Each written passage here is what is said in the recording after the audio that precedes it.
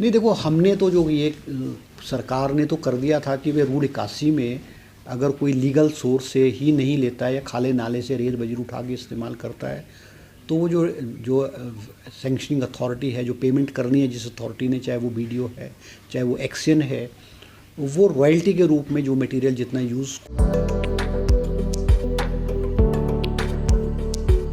किसानों की नई आशाओं को साकार रूप देता हिमाचल प्रदेश का वर्ष 2025-26 का बजट। ग्रामीण अर्थव्यवस्था के सुदृढ़ीकरण के संकल्प के साथ मुख्यमंत्री ठाकुर सुखविंदर सिंह सुक्खू रख रहे आत्मनिर्भर हिमाचल की नींव।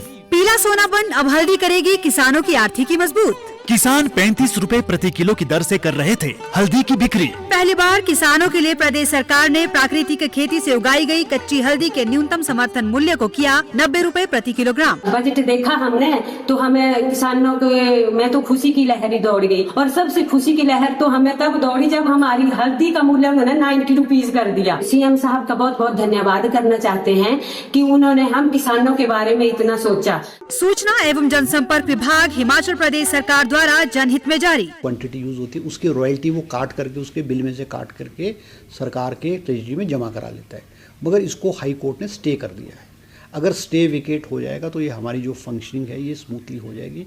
अगर नहीं होगा, कोर्ट स्टे विकेट नहीं करेगा, तो हम कोई और रास्ता निकालेंगे ताकि जो हमारे कॉन्ट्रैक्टर्स हैं इनको भी जो है दिक्कत ना आए, और जो गवर्नमेंट की फंक्शनिंग्स है, वर्क्स की फंक्शनिंग्स है, वो भी स्मूथली जो है वो। हम तो कहते हैं कि जो भी एक्शंस हैं या हमारे जो वीडियोस हैं, वो जो एम फॉर्म जो कॉन्ट्रैक्टर या जो आपका काम कर रहा है वो जब वो आपको देता है तो आप उसको वेरीफाई तो करो ना, क्यू कोड को वेरीफाई करो वो एक्चुअल है कि फेक है।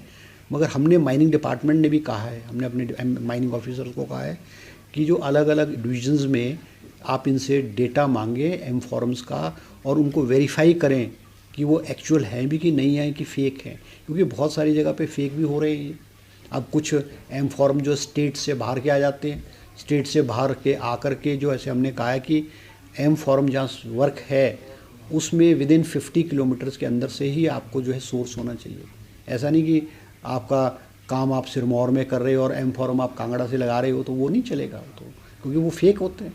क्योंकि कांगड़ा से या किसी एक जगह से दूसरी जगह को ट्रांसपोर्ट करना, एक तो कॉस्ट ऑफ मटेरियल बहुत हाई हो जाए, ट्रांसपोर्टेशन कॉस्ट बहुत हाई, तो हम इसको रोकने की कोशिश कर रहे हैं। तो नड्डा जी चंबा में आए हैं और हिमाचल प्रदेश में आए हैं, कोई ऐसी बात नहीं है, ठीक है। वो भारतीय जनता पार्टी के राष्ट्रीय अध्यक्ष हैं और वो अलग अलग हिंदुस्तान के अलग अलग जगहों में जाते हैं, तो एक उनका पार्टी का अलग कार्यक्रम है। नड्डा जी से ना ये सरकार घबराती है, ना कांग्रेस पार्टी की जो है पार्टी घबराती है। उनका अपना कार्यक्रम है, वो दौरा करें, जो मर्जी करें, और तर्कहीन बातें जो हैं वो कर रहे हैं, क्योंकि बीजेपी का ऑपरेशन लोटस हिमाचल प्रदेश में फेल हुआ है और ये सरकार मजबूती से मुख्यमंत्री सुखविंदर सिंह सुक्खू जी के नेतृत्व में काम कर रही है, और हमको राजनीतिक रूप से गला घोंटने की कोशिश की है।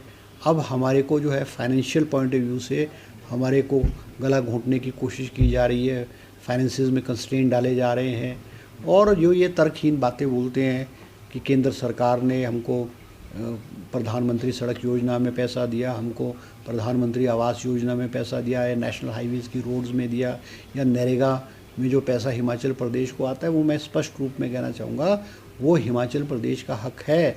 वो केंद्र सरकार हम पे कोई एहसान नहीं कर रही है, और वो ऐसा नहीं है कि हिमाचल प्रदेश कोई ओवर एंड अबव मिल रहा है। वो तो हिंदुस्तान के जो 29 राज्य हैं सबको पैसा, वो जो उनका शेयर है उस अकॉर्डिंगली उनको मिलता है।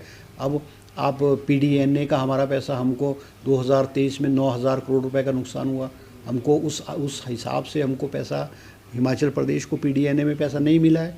आज भी हमारा 8,000 करोड़ के करीब जो गवर्नमेंट ऑफ इंडिया के पास पेंडिंग है। तो ये बहुत सारे इश्यूज़ हैं जो हम चाहते हैं ये अमेकेबली जो है वो सेटल हों, मगर उन्होंने मेडिकल पार्क डिवाइस को